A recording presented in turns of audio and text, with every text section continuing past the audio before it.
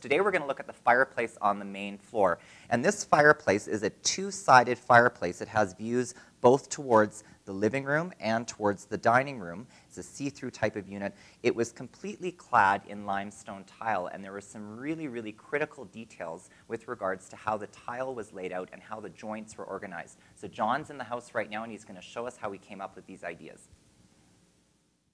Thanks, Matthew. So here's the fireplace that we were talking about, and it reads, when you look at it, like a big monolithic object. But it's not monolithic. It's actually a store-bought fireplace unit, and then it's faced in tile. And so the trick, in order to make it read monolithically, is to pay very careful attention to the way in which the tile is detailed. And that really has to do with the location of the grout lines and the size of the tile units themselves. So in this situation, we thought it was most appropriate to put a grout line in the center.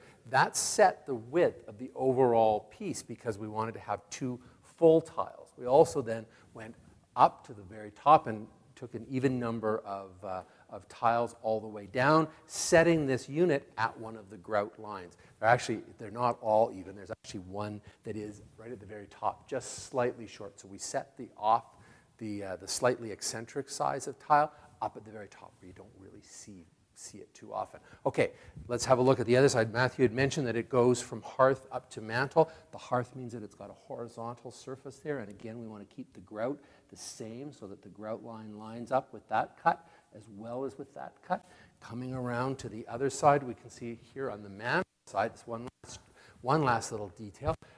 We have this piece of stone where the cutout is, and rather than putting the joint either here or here, we actually offset it so that the corner is continuous. It makes this inside corner feel much, much more solid. And so this is one piece of tile. It's a tough thing for the tile setter to cut, but it's worth it in the end because what you get is a much more resolved monolithic detail.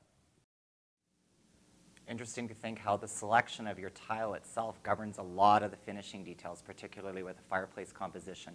So if you'd like to learn more about the details of this house, you can visit our website at slowhomestudio.com.